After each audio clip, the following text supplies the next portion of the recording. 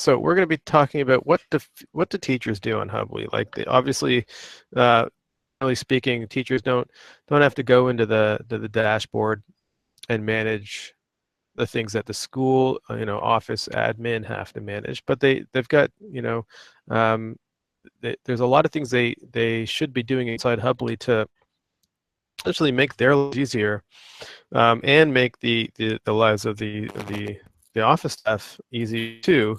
Um, and there's a lot of great features to do that. So that's really going to be centered around the groups. So if you're a teacher, generally speaking, these groups are for classes. Um, that's the majority of the groups that are on Hubbli. So if I'm a teacher, what are the things I'm going to be doing? So I would say that for sure, without a doubt, the things that teachers most and the used most on Hubbli more than anything is the group post, because it's just really easy to go in here and send an update to everybody. Just as an example, like, hi everyone, sorry to inform you that um, Fuzzy Mouse away today, and we're going to have a funeral for him tomorrow. Sad, but that stuff happens sometimes in classes. And and if you want, you can even add a picture. I don't think I have a mouse picture. You can upload a picture and add it in there. But I can always just put a picture of cute children like mine, and that post goes out to all the parents, and parents are sad but happy that they get to look at cute pictures. So it's this is it. This is probably the one of the most used things by teachers. So what else can they do in here though? There's a lot of cool things that teachers can do inside groups. We've got something called group docs. Group docs are a great way to also send communications out to parents. You can go in here for your teacher and you can create a doc. You could title the doc like, it could be homework this week, right? And down below, this is like what we call a WYSIWYG, WYSIWYG editor. What you see is what you get, and this is like anything you do on Microsoft Word or Google Docs. So then you can make it look nice and pretty, really easy, some quick formatting options, and you could also attach documents to this too. This is a great way to describe something to do with the children and attach a document to it. So I'll go into chickens in the city. So let's just say you guys are learning about chickens living in the city for some reason. Who knows? Lots of cool lessons that kids get to learn. So so now that document's attached, and down below you've got access settings like who can read this doc, who can edit the doc, who can read comments, post comments. So you've got some controls here. But if you want to say members who can read it, or just any logged in user, or admins and moderators, right? Or only, it could be just the doc author. This could be only for you. This could actually be, as a teacher, a really place to centralize notes for yourself, for your class, lesson plans or anything like that. It's a great way to organize your documents. So you don't have to use paper. You don't have to be carrying binders around. And it's a nice centralized place to keep things in the context of that class, or that age level, or that group, whatever it may be. So we're giving you this feature so that you don't have to go out and use paper or Microsoft Office files, or use different online document editors. Once you've got Hubbli, you really have everything you need in that sense. And what's also great is if I save this, so there's a link to this, but also we've got a message that went out to the parents from Pat Kenefick, the teacher, right, of that. She, sent it to me. So Pat Kenefick posted a new document in the group class 104, and here's the actual content of the document. So all of the content's right there. So nobody actually even has to click on it, but there's a link also to it, so you can click on the link and go to that document too. So that's really handy. So that's something that like teachers can get a lot of use out of. I mean, basically anything that a teacher or a staff member can do with paper, you can do with our docs, with our Hubbli docs, and as a school administrator, all that stuff is organized for you. You have access to everything, so you can really, if you have some standardization, which I really, really hope you guys do with your teachers, and if everyone's following the same processes and protocols, then it makes it super easy for you as an administrator to go in to any group, see, what's going on, and without having to even, bother the teacher to have them send it to you, because it's there. You have access to it as the admin. So another great thing about the groups, of course, is the group events. This is something that, if the teacher is set as the admin, they don't have to come to you to make an event and have you assign it to a group. They can just come in here and create an event for this group. So this could be, an event for, a field trip. So let's use the same type of formatting features, make it look jazzy. Wait, there we go. And I'll give it some color. Spice it up a little bit. I'm gonna add a picture to this field trip. Let's see what's in here in the media folder. We're gonna go to watch Leora Landon play a guitar concert, because you don't get much cuter than that. So here's a field trip to go visit Leora as she plays guitar. You can, of course, all sorts of events, or you can make an event for anything. I'm just gonna set the event date for the 14th. And I'm also going to select this is, so here, depending on what groups you're an admin of, you can actually select multiple groups. If this is a multi-class or multi-age level event, and you are, either you're the school admin or you're a teacher and you're the admin of those different groups, you can actually assign this event to multiple groups. So it doesn't have to be done repetitively. And then I'll just go ahead and, I'll publish this. So we'll go back to that group. So essentially, what teachers are doing is they are, so here's that event. If I click on it, when the parents go to the school calendar, again, they're just going to see the events that pertain to their groups. So you'll get a notification as well about the group event, just like the group document. Of course, newsletters right here within the group. So again, I'm the teacher. This is my one class that I teach, but I want to send a newsletter out to all the parents in my class. Maybe I'll do a weekly newsletter every Friday. So here's our newsletter designer. Of course, you can select any theme you want to start from.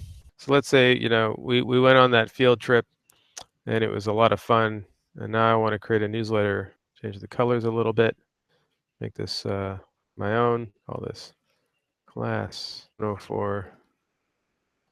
There is this really great feature, Send Later, which allows you to schedule a newsletter to go out. You can write newsletters to go out at any date and time that you want. So, and then after you schedule it, you can then go back and edit it. So so at least for sure you've got a nice looking newsletter that's going to go out to the parents, and it's gonna go out at a specific time. And then what's great too is that if you're a parent in this group, you can come in here and you can actually see the history of the newsletters that have gone out maybe every week, and then you can view them as well. So you can always, the parents can always come here and click view and open up a newsletter. So this is this is something that teachers can do. It can take off the hands. You can delegate that to your teachers instead of doing everything from the office. Really simple, newsletter feature, so that you can be, again, sending 100% relevant information to your parents on a regular consistent time. That's really, really, really important. You want to have these things standardized. You want to have these things happening at a regular time so that the parents know what and when to expect things, and that keeps them the most informed. If it's kept to be 100% relevant to the parent, keep them engaged, and that means much less chasing around for you guys, for teachers or school admin. So also media. So media is something that obviously parents love to see, pictures of their kids. I know I love staring at pictures of mine, but take the kids off on field trips and take some pictures, create some albums, share some documents. All that stuff can be managed right here inside each specific group. So you can create an album. Just call it Class 104. Maybe you just got an album for field trips. So you can always just create an album and keep on putting pictures into those albums for easy, media organization that is easy for parents to access. Sorry, what else do teachers do? So teachers generally are either in their group communicating out to parents, or they're filling out forms. So so you can actually assign forms to be group specific. So if you click on forms here, so if there's forms that you know that every teacher has to fill out, you can either decide to assign that to a staff group so that they just know, go to the staff group, see the forms, or but what do teachers have to fill out? So they have to fill out accident reports and attendance forms, and they have to do grades, and there's what don't you guys have to do paperwork for, right? So that's the other main thing. And anything that's in here inside the group under the forms tab also shows up on the main forms page inside Hubbli. Every Hubbli site has a forms page where all forms are here, and this also filters away forms that are assigned to specific groups that you don't need to see. So if I'm a teacher and I'm in the staff group and there's a form that teachers have to fill out and it's been connected to the staff group, only I'm going to see it. But if a parent comes to this page, they're not going to see it because obviously parents are not going to be in your staff group. So it filters away the view of that form. Filling out paperwork. So we want to make the paperwork as easy as possible. It could be attendance, or it could be even a daily diapering, toileting log. This is something that obviously the earlier ages, you have to document. So it could be something like you pick the child, the date. You might have different selections, pre-select options for what the toileting experience was. Bowel movement on toilet. I know that if my daughter Leora did that, we would all be jumping around for joy. Just trying to get that one figured out. And so certainly, as a parent, I would love to know if she was at daycare or preschool and she had a poo-poo on the toilet. Well, I'd love to know that right away. So upon submitting this as an example, the teacher is now the thing could be set up so this form automatically goes to the parent as a notification. That'd be amazing, right? So the teacher comes here and fills out this diapering or toileting log for this child, and it gets sent out to the parent automatically. And if that happened for me and I was sitting here at my office doing a webcast to my customers and I got a ping on my email or my phone that showed me, I would be informed immediately upon the teacher submitting this documentation that Leora had a poo on the toilet. And I never thought I'd be so excited about hearing something like that, but if I was to get that today, I'd be pretty happy. So this is the type of information parents want.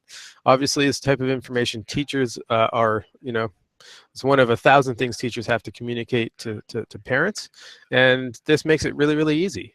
All they have to do is fill out what happened, and the parents can get an automatic message. It obviously will show up on the student's page, so this is another place that the teachers are going to go. So if I'm Leora's teacher and I want to see all the documentations I've done for Leora, and as we can see, here are her teachers and connected parents, and here's all the different documentations that have happened. Here's that diapering log I just did. Shows up diaper right here, right? So now as a parent, I could come here and I could preview this, and I could print this off if I needed to. But also, let's say I'm the teacher and I needed to actually update this, like, actually, it wasn't a bowel movement. She just peed on the toilet. Maybe that's actually what happened, and I could update that. So this is something that a teacher is going to do also. All this stuff is configurable, meaning if there's any particular form that you don't want to show up here on the student page, you can actually change the permission settings so that parents can't see this form, but by default, they can see anything that's submitted for a child here on this page. But as a teacher, this is where I can go to make sure that my documentations have been done, have been shared with the parents, are showing up here. And if I need to make any updates, I just come here to the student and I can edit any of the entries that I submitted as that teacher. Okay, so this will be real quick. So basically, you've got forms. Here's a lesson planning form. So if I go to that form here, I'm going to fill out a lesson plan for Leora. I'm the teacher, and I'm filling out a lesson plan for Leora. I'm going to give a date for this if you need to, and I'm going to fill out the details. Again, like as I said, you could add in many different types of fields. We're just keeping this really simple, but there could be a file upload and anything like that. And by the way, so if you wanted to, as a teacher, if you wanted to do class lesson planning, the group docs would be the smartest place for that. That would be ideal for that. But if you want to do per child or child-specific lesson planning, this is the best way to do that. So a lesson planning form where you select the child, put in the details of the lesson, hit submit. Now, as a teacher, if I go back to the forms page and I go under lesson planning, right, I can go over to view the entries just on the form and see all the entries of all my students. So I don't actually have to go in to each student page. You can always see all the entries you've made of any particular form by just going to the main forms page, going over to view entries. If you click on that, that'll take you to the entries of that form, not so again, we've got Harry Potter in here and Marty McFly, and we've got Leora Landon. So as a teacher, these are all my entries, and I'm only seeing my entries as a teacher. Okay, and I can even do a search by Marty if I wanted to see all the entries just for Marty. So here are all my student-specific lesson plans that I've ever entered. Right here, I can sort. I can click on any of these columns to sort. I can search for a particular student.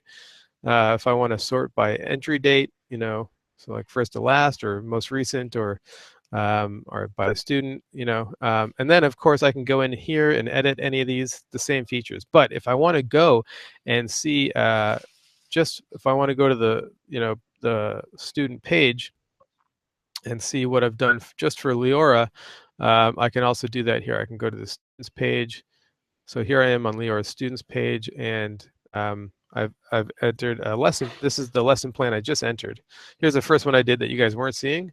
Here's the next one I did. So again, I can preview the parent can preview the entry, print it off if they want. As a teacher, you can go in and update the entry, make any changes you need. I'm going to add a couple more notes here.